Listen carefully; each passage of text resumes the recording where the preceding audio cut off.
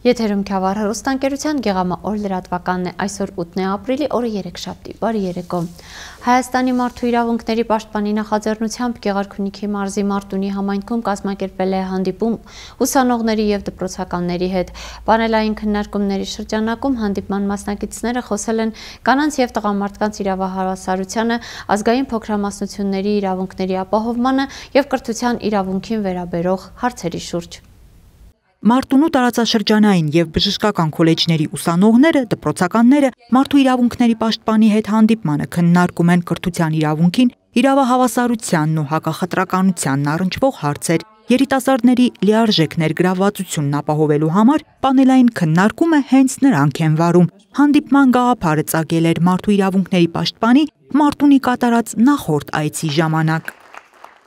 Իմ հիմնական գաղափարն այն է, որպեսզի երիտասարդների ձայնը լսելի լինելու հետ կապված խնդիրները լուծվեն ոչ միայն մայրաքաղաք Երևանում, այլ այս խնդիրները լուծված լինեն նաև մարզերում, եւ հենց դա է պատճառը, որ հենց Մարտունի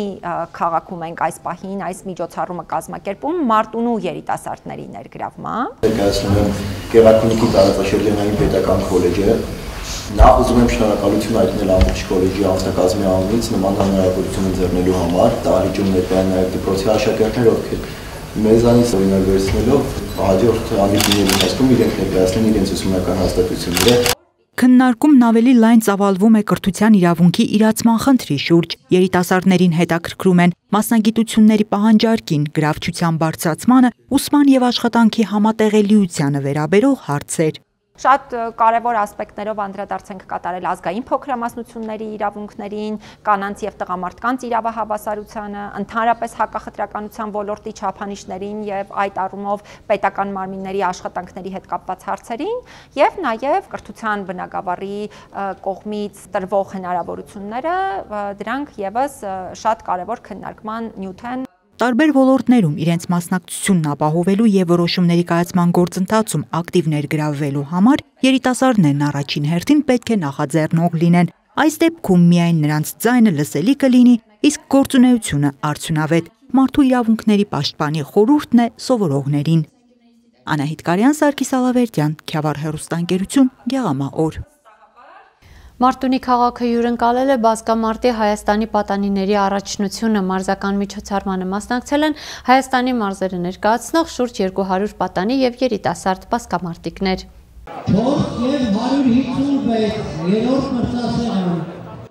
Մարտունի քաղաքի մարզական պատմության մեջ նոր էջ է գրվում։ Առաջին անգամ այստեղ անցկացվում է բազկամարտի պատանիների առաջնություն։ Իրենց ուժերն են չափում մինչև 15 և մինչև 18 տարեկան մարզիկները։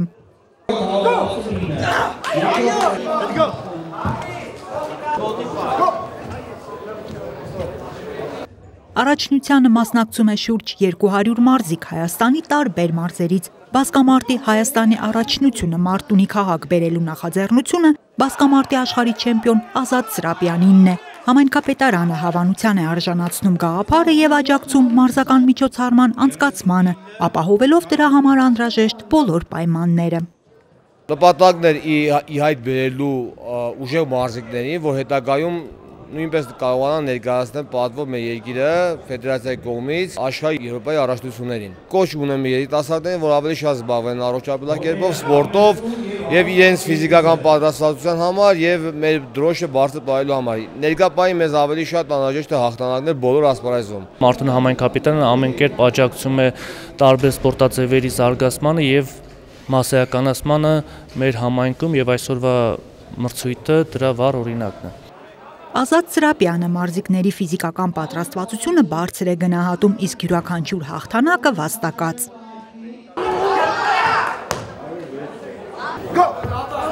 Երրորդ սեղանը 55 կիլոգրամները։